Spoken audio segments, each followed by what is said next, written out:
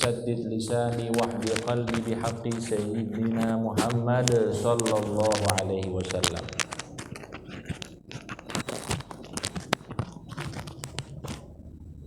Hadirin hadirat yang dirahmati Allah Subhanahu wa taala.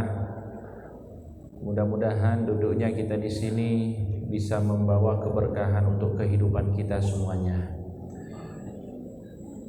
Bapak-bapak, ibu-ibu yang dirahmati Allah, ini di pertemuan yang lalu kita sudah membahas tentang umur 35 tahun dari Nabi Muhammad sallallahu alaihi wasallam, yang mana di umur tersebut terdapat peristiwa yang cukup besar yang dialami oleh Nabi, yaitu pembangunan kembali Ka'bah. Pada umur 35, yaitu 5 tahun sebelum beliau diutus menjadi Nabi dan Rasul, terjadi peristiwa yang besar di Mekah, yaitu pembangunan kembali Ka'bah, yang mana Ka'bah ini diterjang dengan banjir bandang, oleh banjir bandang, yang mana banjir bandang ini menghancurkan sebagian besar bangunan dari Ka'bah. Dan Rasulullah Shallallahu Alaihi Wasallam turut serta dalam pembangunan kembali Ka'bah. Kemudian ada satu hal yang mungkin terlewatkan di pertemuan yang lalu, yang mungkin ini juga hal penting yang perlu kita ketahui sebagai wawasan. Apa yang menjadi dasar orang-orang Quraisy pada saat itu membangun kembali Ka'bah, dan dari mana donasi untuk pembangunan Ka'bah? Ya, kita tahu untuk membangun sesuatu itu butuh dana, Pak. Bangun masjid ini tidak mungkin jadi simsalabim abrakadabra langsung muncul Masjid Al-Iqbal dengan semegah ini. Pastinya ada donasi, pastinya ada bantuan dari manapun itu. Sama halnya juga yang terjadi pada saat itu. Jadi Ka'bah itu dibangun dengan donasi. Akan tetapi karena Ka'bah ini merupakan situs yang dimuliakan oleh orang-orang, khususnya bangsa Arab pada saat itu, maka mereka memutuskan bahwa yang menjadi donasi utama untuk pembangunan Ka'bah kembali yaitu harus dari harta yang benar-benar baik.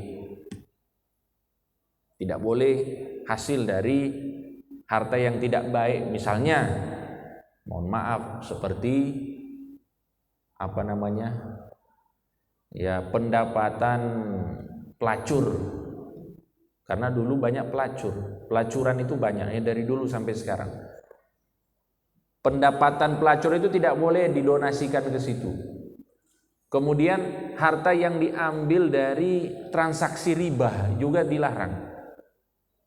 Kemudian juga termasuk harta yang diambil secara zalim dari orang lain, itu juga dilarang. Baik curian dan lain sebagainya. Itu semuanya dilarang di dalam pembangunan Ka'bah pada saat itu. Jadi benar-benar donasi dari harta yang baik. Dan dasarnya apa? Karena Ka'bah merupakan situs yang dimuliakan. Nah, itu istilahnya ya wawasan yang cukup menarik untuk kita semuanya, yang membuktikan bahwa Ka'bah ini memang situs yang benar-benar dimuliakan dari dulu hingga saat ini. Sehingga ini juga yang menjadi alasan kenapa pada saat pembangunan kembali Ka'bah di masa itu tidak sempurna pembangunannya. Karena apa? Karena dananya itu tidak cukup. Dananya kurang cukup. Karena apa? Dipilah-pilih. Ini dari mana pendapatannya? Oh, dari sini. Tidak diterima. Yang diterima benar-benar memang harta yang paling baik. Maka pembangunannya itu bisa dikatakan kurang sempurna. Tidak seperti yang mungkin yang diharapkan. Nah, ini juga hal yang harus kita garis bawahi, bahwa pembangunan Ka'bah yang kedua setelah pembangunan pertama yang dibangun oleh Nabi Ibrahim dan Nabi Ismail itu terjadi pada umur 30 tahun, mana Nabi Muhammad SAW sebelum diutus menjadi Rasul. Kemudian juga sudah kita bahas bahwa di pembangunan yang ketiga dari Ka'bah itu terjadi pada zaman Abdullah bin Zubair bin Awam. Tepatnya pada tahun 63 Hijriah. Jadi istilahnya para sahabat-sahabat besar Khulafa Rasyidin itu sudah pada meninggal. Sudah meninggal semuanya. Maka terjadi pertikaian yang besar di antara para sahabat dan para tabi'in dalam hal kekuasaan. Sehingga apa? Sebagaimana yang sudah kita bahas bahwa Abdullah bin Zubair yang pada saat itu menduduki Mekah diserang oleh Yazid bin Muawiyah yang mana pada saat itu menduduki Syam, bagian utara, bagian utara Arab. Ya, Yordania, Palestina, Suriah itu namanya Syam. Itu menyerang Abdullah bin Zubair dan membabi buta, itu yang jadi masalah. Abdullah bin Zubair pada saat itu yang bersembunyi di Ka'bah juga ikut diserang. Maka Ka'bah pun itu hancur akibat peperangan tersebut. Setelah itu maka Abdullah bin Zubair menyarankan kepada para sahabat yang masih hidup pada saat itu agar membangun kembali Ka'bah. Maka dibangunlah Ka'bah dengan konstruksi yang ada pada zamannya Nabi Ibrahim alaihissalam. Jadi dikembalikan lagi konstruksinya. Ada 2 pintu, kemudian tingginya juga disesuaikan. Nah, setelah itu Ka'bah kembali dihancurkan. Kemudian dibangun kembali oleh Yazid bin Muawiyah sepeninggal Abdullah bin Zubair. Karena mereka merasa bahwa Ka'bah yang dibangun ini Ka'bah ala Abdullah bin Zubair, bukan Ka'bah ala Nabi Muhammad SAW. Maka diperbaharui lagi, direnovasi lagi Ka'bahnya. Kemudian pada masa-masa selanjutnya muncul keinginan lagi dari salah seorang khalifah yang bernama Harun ar-Rasyid. Mungkin kita pernah dengar nama ini. Harun ar-Rasyid ini juga pernah berkeinginan untuk merenovasi Ka'bah. Pada saat itu dia ingin mengembalikan Ka'bah ke bentuk semulanya yang awal, sebagaimana yang ada di zaman Nabi Ibrahim alaihissalam, pakai 2 pintu dan lain sebagainya. Ketika usulan ini disampaikan kepada para ulama di zamannya, maka usulan ini ditolak oleh para ulama pada saat itu. Termasuk yang menolaknya Imam Malik bin Anas. Imam Malik bin Anas ini siapa? Bapak-bapak, ibu-ibu, guru dari Imam Syafi'i, yang mana pada saat itu beliau tinggal di kota Madinah. Ketika Harun ar-Rasyid menyampaikan keinginannya, maka Imam Malik bin Anas bermohon kepada Harun ar-Rasyid agar tidak merekonstruksi kembali Ka'bah. Karena kenapa? Alasannya kuat. Karena ditakutkan begini, kalau misalnya Ka'bah ini banyak direnovasi, takutnya nanti sepeninggal Harun ar-Rasyid ada raja baru, dirombak lagi Ka'bah. Setelah itu dirombak lagi. Akhirnya apa? Banyak renovasi dan renovasi, sehingga ditakutkan sakralnya Ka'bah itu hilang. Sehingga Ka'bah itu menjadi hal yang biasa, tidak menjadi hal yang dikultuskan. Nah, itu yang dikhawatirkan oleh para ulama pada saat itu, sehingga Harun ar-Rasyid meninggalkan usulannya, kemudian membiarkan Ka'bah dalam bentuk tersebut hingga saat ini, tidak ada perubahan. Jadi inilah sekilas sejarah tentang pembangunan Ka'bah sebagaimana yang disampaikan oleh para ulama kita. Hadirin yang dirahmati Allah, sekarang kita lanjut pembahasan. Jadi di umur 35 ini Rasulullah ikut serta dalam pembangunan Ka'bah. Di umur 25 Rasulullah melakukan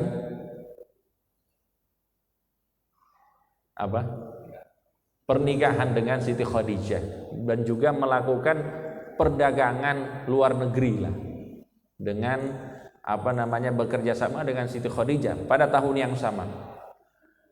Jadi umur-umur ini perlu kita ketahui, ya. Dan sudah saya sampaikan dulu bahwa sejarah kehidupannya Nabi kalau di masa sebelum beliau diutus itu jarang sekali dibahas dari tahun per tahun. Adanya itu ada peristiwa yang besar, di situ Nabi Muhammad SAW terlibat, baru dibahas. Seperti ini, di umur 35 beliau ikut serta di dalam pembangunan Ka'bah dan menjadi penengah dalam konflik yang terjadi di antara kabilah-kabilah Quraisy pada saat itu yang hampir berperang satu sama lain. Jadi itu ya sekilas sejarah pra-Islam, ya. Pra-Islam maksudnya sebelum Islam, yaitu masa jahiliyah. Hadirin yang dirahmati Allah, kemudian kita langsung masuk Rasulullah Shallallahu Alaihi Wasallam di umur 40 tahun. Jadi umur 36 kita lewati, 37, 38, 39. Ya intinya umurnya Nabi sebelum diutus menjadi Nabi dan Rasul itu tidak pernah digunakan untuk hal yang aneh-aneh. Itu yang harus kita sepakati. Tidak pernah Rasulullah Shallallahu Alaihi Wasallam itu melakukan hal-hal yang aneh. Hanya pernah 2 kali ingin melakukan sesuatu yang biasa dilakukan oleh anak-anak muda. Ya, dudukan, nongkrong, jagongan dari malam sampai pagi itu pingin dilakukan oleh Rasulullah 2 kali, akan tetapi itu dihalangi oleh Allah Subhanahu wa taala sebagaimana yang sudah kita sebutkan di dalam hadis. Jadi Rasulullah Shallallahu Alaihi Wasallam adalah manusia yang dijaga oleh Allah Subhanahu wa taala. Beliau tidak pernah minum minuman keras. Beliau tidak pernah makan daging yang dipersembahkan untuk berhala. Beliau tidak pernah menghadiri pesta-pesta untuk berhala. Beliau itu sangat benci apabila ada orang-orang yang bersumpah dengan nama-nama berhala. Itu merupakan fitrahnya Rasulullah SAW yang dipersiapkan oleh Allah agar beliau itu bisa menjadi benar-benar rahmatan lil alamin, Nabi akhir zaman yang membawa rahmat untuk segenap umat. Hadirin yang dirahmati Allah, sekarang kita masuk ke umur 40 Nabi Muhammad SAW. Di umur 40 tahun Rasulullah SAW itu diilhami oleh Allah dengan rasa ingin menjauh dari masyarakatnya, yang mana kita ketahui bahwa masyarakat pada saat itu ya masyarakat jahiliyah, masyarakat yang keburukannya itu mendominasi kebaikan.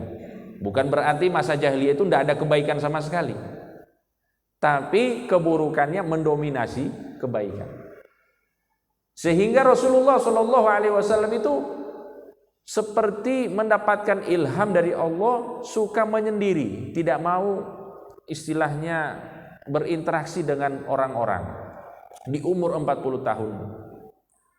Sehingga dikatakan bahwa beliau itu di umur tersebut senang sekali melakukan kholwat. Ya, kalau bahasanya kita itu kholwat, menyendiri. Kalau bahasa akademisnya kontemplasi. Jadi meninggalkan hal-hal keduniaan, kemudian menyendiri dan bertafakkur. Jadi ini juga apa yang disampaikan oleh para ulama kita, hal yang mengantarkan Rasulullah SAW untuk lebih siap lagi menerima wahyu dari Allah Subhanahu wa taala. Jadi beliau itu senang berkholwat. Di mana? Di Gua Hira, sebagaimana yang sudah kita ketahui. Bagi panjenengan yang sudah pernah umroh, pernah haji pasti sudah lihat itu Gua Hira. Itu gunungnya tingginya seperti apa? Guanya itu sekecil apa? Perjalanan ke sana mungkin kalau perjalanan normal itu bisa hampir 1 jam. Naik gunung itu tinggi. Tempat itulah yang menjadi tempat khalwatnya Nabi Muhammad sallallahu alaihi wasallam. Dikatakan bahwa beliau itu berkhalwat berhari-hari, bahkan berbulan-bulan. Misalnya 10 hari berkhalwat. Kemudian turun lagi berjumpa dengan istrinya Siti Khadijah, kemudian mengambil bekal lagi, kemudian kembali lagi untuk berkhalwat. Seperti itu. Nanti 10 hari, nanti 2 minggu, nanti sebulan, nanti 2 bulan. Seperti itu dilakukan oleh Nabi Muhammad sallallahu alaihi wasallam. Jadi intensitasnya itu berbeda-beda. Yang intinya beliau itu banyak menghabiskan waktunya untuk berkhalwat. Sampai beliau itu berkhalwat ke yang terakhir kalinya beliau mendapatkan wahyu dari Allah Subhanahu wa taala. Kedatangan malaikat Jibril. Nah, itu khalwat terakhirnya beliau. Nah, ternyata ini loh menjadi intinya itu, ternyata Allah memang menggiring Rasulullah sallallahu alaihi wasallam untuk menerima wahyu pertamanya di Gua Hira. Ya, dalam keadaan beliau itu berkhalwat. Hadirin yang dirahmati Allah, sekarang kita bahas sedikit tentang khalwat. Apa yang dilakukan saat berkhalwat itu? Dan apa yang menjadi alasan orang itu harus berkhalwat? Ya, bukan cuma Nabi Muhammad SAW. Di sini ada pelajarannya. Jadi isi dari khalwat itu apa? Isi dari khalwat itu kita itu meninggalkan urusan-urusan dan aktivitas-aktivitas kita. Aktivitas-aktivitas dunia, kemudian kita itu mulai bertafakkur. Kita mulai mengolah pikir, memikirkan apapun yang bisa membuat kita itu lebih dekat lagi dengan Allah Subhanahu wa taala. Itu maksud dari khalwat. Dan khalwat itu bisa dalam bentuk berjamaah, bisa juga dalam bentuk sendiri. Berjamaah itu apa? Ya seperti kita sekarang ini. Ini termasuk ya bisa kita katakan khalwat. Ya khalwat dalam arti kita meninggalkan aktivitas luar kita, kemudian kita sama-sama mengkaji dalam rangka kita ingin lebih dekat lagi dengan Allah Subhanahu wa taala. Ini juga bisa digolongkan sebagai khalwat. Kita mengolah pikir, kita bertafakkur. Oleh karena itu kalau orang yang hadir majelis ilmu, usahakan tidak bawa urusan-urusan dunia di majelis ilmu. Jangan lagi majelis ilmu sambil main HP misalnya. Itu bukan inti dari khalwatnya hilang. Karena apa? Ada urusan dunia yang masuk pada saat dia berkhalwat dengan Allah Subhanahu wa taala. Sama juga ya lagi pengajian seperti ini kemudian sibuk dengan orang lain berbicara dan lain sebagainya. Ini mengurangi hikmat di dalam kita bertafakur dan lain sebagainya. Hadirin yang dirahmati Allah, kemudian yang selanjutnya ini khalwat yang dalam makna khusus yaitu berkhalwat, yaitu kita menyendiri, meninggalkan semua aktivitas dan menyendiri. Kemudian mulai bertafakur. Bertafakur dalam keadaan kita sendiri. Nah, ini juga bisa dikatakan sebagai khalwat. Dan Syekh Muhammad Said Ramadan Al-Buti mengatakan ini juga bisa menjadi syariat. Artinya ini bisa menjadi ajaran yang diajarkan tidak secara langsung oleh Rasulullah SAW kepada kita, akan tetapi dipraktekkan oleh Rasulullah.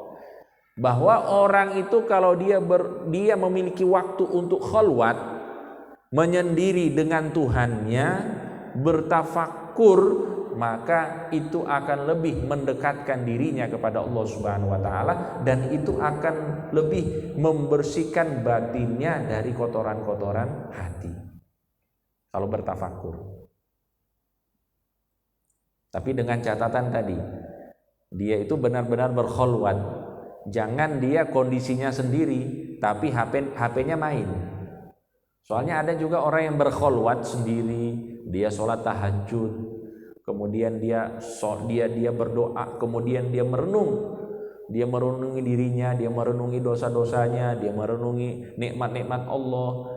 Dalam perenungannya tersebut, kalau dia benar-benar fokus, maka dia akan mendapatkan manfaat dari tafakur dan kholwatnya tersebut. Tapi kalau misalnya dia berkholwat sendiri, tapi HP-nya main, ada juga yang seperti itu. Jadi dia berkholwat, ibu-ibu, dia bertafakur dengan ayat-ayat Allah, dibaca Al-Quran, dibaca penerjemahan Al-Quran, kemudian Al-Qurannya difoto. Setelah difoto, dibuat status mentadaburi ayat-ayat Allah. Masya Allah. Ada yang seperti itu? Ada? Ya, enggak apa-apa, enggak ngaku enggak apa-apa.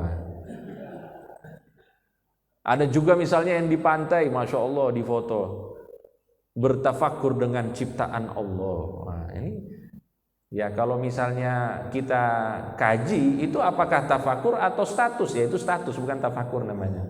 Beda. Tafakur itu benar-benar kita itu meninggalkan urusan-urusan dengan dunia. Kita putuskan koneksi kita dengan selain Allah Subhanahu wa taala. Itu namanya tafakur dan kholwat yang sebenarnya. Hadirin yang dirahmati Allah Subhanahu wa taala.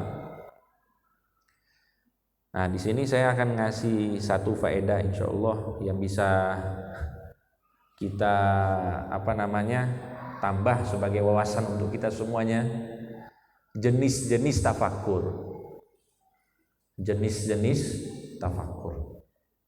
Ini disebutkan oleh salah seorang ulama asal Indonesia, namanya Syekh Muhammad Nawawi Al-Bantani, asal Banten. Di dalam kitabnya Kashifatus Sajah fi Syarhi Safinatin Najah, beliau membahas tentang jenis-jenis tafakur. Kita itu bertafakur dengan apa saja dan apa manfaat dari tafakur kita tersebut. Beliau membahas di situ ada 5 jenis tafakur. Ini mohon diperhatikan karena penting.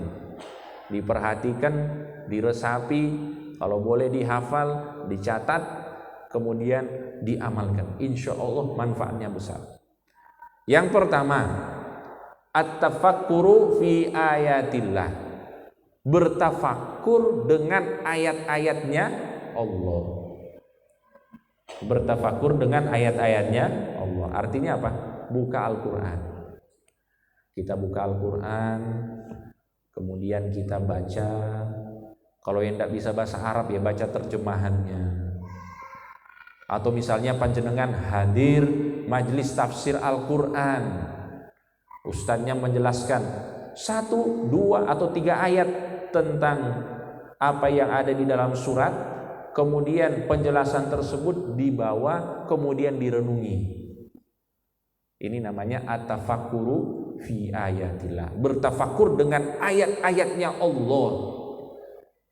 Apa manfaatnya? Fa innahu yurithu al-iman. Jadi orang yang bertafakur dengan ayat-ayat Allah ini akan bertambah keimanannya kepada Allah Subhanahu wa taala. Jadi kalau kita kan bertanya-tanya, ini gimana caranya meningkatkan keimanan? Salah satunya bertafakur dengan ayat-ayat Allah, dibaca, diresapi, ditadabbur, dibaca artinya, terjemahannya, atau misalnya lewat tafsir-tafsir. Nah, ini akan menambah keimanan seseorang. Dan Allah Subhanahu wa taala telah menyebutkan di dalam Al-Qur'an, innamal mu'minuna idza dzukirallahu wajilat qulubuhum. Sesungguhnya orang-orang yang beriman itu apabila nama Allah disebutkan, hati mereka takut. Wa idza tuliyat 'alaihim ayatuhu zadathu imana. Dan apabila dibacakan kepada orang-orang yang beriman ayat-ayat Allah, maka bacaan ayat-ayat tersebut akan menambah keimanannya. Jadi itu yang pertama Bapak-bapak, Ibu-ibu, yaitu tafakkur dengan ayat-ayat Allah. Halo? Lanjut? Atau di pertemuan selanjutnya aja? Kayaknya ini materinya ini agak berat loh. Yang satu tafakkur fi ayatillah. Yang kedua At-tafakkuru fi ni'amillah, bertafakur dengan nikmat-nikmatnya Allah. Jadi mengingat-ingat nikmatnya Allah. Dan kita tahu kalau nikmatnya Allah itu sangat banyak dan tidak mungkin kita hitung. Jadi daripada misalnya kita ini susah tidur, kalau dulu kan kalau susah tidur itu ambil gambar domba, kemudian menghitung domba supaya bisa tidur. Daripada kita menghitung domba, lebih baik kita menghitung-hitung nikmatnya Allah. Masya Allah, hari ini saya dapat apa? Alhamdulillah, dapat rezeki. Alhamdulillah masih diberikan kesehatan. Alhamdulillah anak saya selamat. Alhamdulillah. Semuanya kalau kita ingat-ingat, itu termasuk tafakur fi ni'amillah, bertafakur atas nikmat-nikmatnya Allah Subhanahu wa taala. Apa manfaat dari tafakur ini? Fa innahu yurithul mahabbah.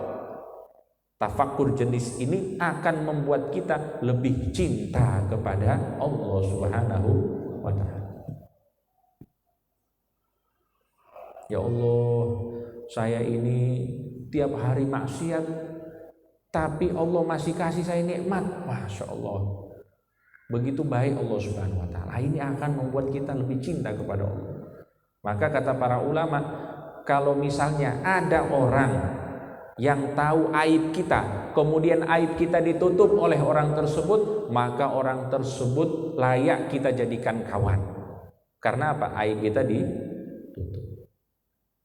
Bayangkan Allah setiap hari ribuan dosa yang kita lakukan, tapi dosa kita ditutup oleh Allah Subhanahu wa taala. Maka yang paling pas untuk kita jadikan kekasih, kawan, yaitu Allah Subhanahu wa taala. Kalau kita manusia kebanyakan itu 1000 kebaikan yang dilakukan dibandingkan satu kesalahan, yang diingat itu satu kesalahan. Maka inilah manfaat dari bertafakur dengan nikmat-nikmatnya Allah, akan membuat kita lebih cinta kepada Allah Subhanahu wa taala. Kemudian yang ketiga, at-tafakkuru fi mau'udillah, bertafakur dengan janji-janji Allah. Dengan misalnya bertafakur dengan fadilah-fadilah dari amalan-amalan tertentu. Contoh diantaranya, barang siapa yang memiliki anak, kemudian anaknya itu dijadikan hafid ataupun hafidhah Al-Quran, maka pada hari kiamat kedua orang tuanya itu akan dipakaikan mahkota oleh Allah Subhanahu wa taala yang cahayanya itu lebih terang daripada matahari. Kita baca itu hadis, kemudian kita mulai tafakur. Ini janji dari Rasulullah SAW yang merupakan janji dari Allah. Ketika kita baca itu, apa yang akan terjadi? Fa innahu yurithur raghbah. Ini akan membuat kita lebih semangat lagi ibadah kepada baca fadilah. Kalau ada yang baca surat ini, maka akan dapat ini. Surga itu bentuknya seperti ini, gambarannya seperti ini. Kalau kita banyak bertafakur dengan janji-janjinya Allah, maka kita akan lebih semangat ibadah kepada Allah. Hadirin yang dirahmati Allah. Kemudian yang keempat, tafakur fi ma au'adahu Allah, yaitu bertafakur atas ancaman-ancamannya Allah. Kalau tadi janji-janji manisnya, kita tafakur. Banyak sekali kalau kita bahas di sini, banyak sekali fadilah-fadilah. Ya. Misalnya yang ada manfaat dunianya, misalnya baca surat Al-Waqi'ah. Barang siapa yang membaca surat Al-Waqi'ah pada malam hari, maka dia tidak akan pernah susah seumur hidupnya. Itu manfaat dunia ada. Nah, itu contoh. Kalau kita baca itu, kita akan semangat untuk ibadah. Atau misalnya janji Allah untuk manfaat akhirat, ya banyak, lebih banyak sekali. Nah, kalau kita banyak baca itu kemudian kita tafakur, itu akan membuat kita lebih semangat untuk ibadah kepada Allah. Kemudian yang keempat, tafakur dengan ancaman-ancamannya Allah. Apa yang akan terjadi? Fa innahu yurithur rahbah. Orang yang tafakur dengan ancaman-ancaman Allah itu akan membuat orang itu takut untuk melakukan kesalahan kepada Allah. Contoh lagi malas-malasnya sholat misalnya, karena ya kita itu kan imannya naik turun ini. Imannya naik turun. Tadi sudah dikasih bocoran, kalau mau imannya naik harus sering baca Al-Quran, harus sering bertafakur dengan Al-Quran, maka imannya akan naik. Tapi kalau misalnya pas iman kita itu turun, bapak-bapak, ibu-ibu, itu mau ibadah malas. Ketika kita sudah malas untuk ibadah, misalnya sholat, kita bertafakur dengan ayatnya Allah. Contoh, ma salakakum fi saqar qalu lam nakum minal musallin. Ancaman Allah. Ternyata ada di neraka itu neraka yang namanya neraka Sakor. Apa isi neraka Sakor? Di neraka Sakor itu ada ular-ular yang besar yang siap untuk melahap para penghuninya. Apa yang menjadi penyebab orang-orang masuk neraka Sakor? Lam nakum minal musallin. Selama hidup di dunia malas sholat, tidak mau sholat. Jadi ketika kita baca itu merinding kita, semangat kita, jadi takut untuk melakukan kesalahan kepada Allah. Nah, ini manfaat dari tafakur, dari apa-apa yang menjadi ancaman Allah Subhanahu wa ta'ala. Dan masih banyak lagi. Kalau jenengan mau rinci itu banyak sekali. Kemudian yang kelima, yang terakhir. Alhamdulillah, ini kalau sudah terakhir ini sudah enak ini. Sudah bisa narik napas enak nih. Yang kelima, at-tafakkur fi taqsirin nafs, yaitu bertafakur atas kekurangan diri. Nah, ini juga termasuk bertafakur atas kekurangan diri. Kalau orang itu bertafakur atas kekurangan diri, maka dia akan lebih tunduk dan patuh kepada Allah Subhanahu wa ta'ala, dan dia dominan tidak sombong di dalam ibadahnya kepada Allah. Ini saya memastikan ini. Ini Ustadz juga kadang-kadang lupa, ibu-ibu. Yang kelima, Allahumma sholli ala Muhammad. Allahumma sholli. Yang kelima, at-tafakkur fi taqsirin nafs, yaitu bertafakur atas kekurangan diri. Fa innahu yurithul haya. Orang yang bertafakur atas kekurangan dirinya, maka itu akan membuatnya malu kepada Allah. Malu. Membuatnya apa? Malu kepada Allah. Jadi meskipun amal ibadahnya banyak, dia tetap akan merasa malu kepada Allah. Sebab apa? Yang dipandang adalah kekurangan diri. Dan ini sebenarnya pelajaran untuk kita semuanya. Kalau kita itu sudah dikatakan orang soleh lah, sudah dilihat baik oleh orang, ingat bahwa kebaikan kita itu pada hakikatnya hanyalah sebuah kebaikan, yang mana kebaikan ini yang dimunculkan oleh Allah, sedangkan kekurangannya ditutupi oleh Allah. Orang yang soleh itu sering melihat kekurangannya, karena kalau dia sering melihat kekurangannya, dia akan malu kepada Allah. Sebaliknya, kalau dia sering melihat kebaikannya, dia itu merasa bangga dengan dirinya, akhirnya sombong sama orang lain, merasa paling suci dan lain sebagainya. Nah, ini hal-hal yang harus kita perhatikan. Jadi tafakur terhadap kekurangan-kekurangan diri. Jadi ya meskipun kita ini misalnya sudah diberikan kemudahan oleh Allah untuk taat, tapi ingat bahwa di balik layar kita juga ya bisa dikatakan tidak jarang melakukan maksiat kepada Allah Subhanahu wa ta'ala. Maka inilah yang harus kita pandang supaya kita itu selalu memiliki rasa malu kepada Allah, dan rasa malu itu dicintai oleh Allah Subhanahu wa ta'ala.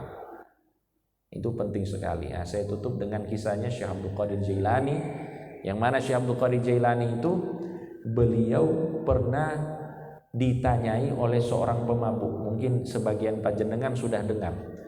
Ada pemabuk datang kepada Syekh Abdul Qadir Jailani, sudah dalam keadaan teler. Kemudian pemabuk ini berkata kepada Syekh Abdul Qadir Jailani yang pada saat itu beliau bersama para muridnya, Allahu qadirun, apakah Allah subhanahu wa ta'ala mampu? Pertanyaannya seperti itu. Dijawab oleh Syekh Abdul Qadir Jailani, naam, iya, Allah mampu. Ditanya lagi, Allahu qadirun, apakah Allah mampu? Dijawab lagi oleh Syekh Abdul Qadir Jailani, naam, iya, Allah mampu. Ketiga kalinya ditanya, Allahu qadirun, apakah Allah mampu? Seketika itu Syekh Abdul Qadir Jailani langsung pingsan, hadirin. Bayangkan, ya bisa dikatakan pemimpin para wali itu pingsan dengan pertanyaannya pemabuk. Ini bukan pertanyaan orang alim ini. Kalau kita mungkin mumet saat ditanya oleh orang yang lebih alim dari kita. Tapi ini ditanyai pemabuk, pingsan Syekh Abdul Qadir Jailani. Apa yang terjadi setelah itu? Setelah beliau siuman, murid-muridnya pada bertanya, wahai Syekh, apa gerangan? Apa yang menjadi pertanyaan si pemabuk itu sehingga kamu itu bisa pingsan seperti ini? Maka dijawab oleh Syekh Abdul Qadir Jailani bahwa pemabuk itu bertanya kepadaku 3 pertanyaan. Pertanyaan yang pertama, apakah Allah mampu untuk memberikan hidayah kepadaku? Apakah Allah mampu untuk menerima taubatku? Maka aku menjawab, iya, Allah mampu. Terus pertanyaan kedua, apakah Allah mampu untuk menjadikan diriku menjadi seperti dirimu, menjadi pemimpin para wali?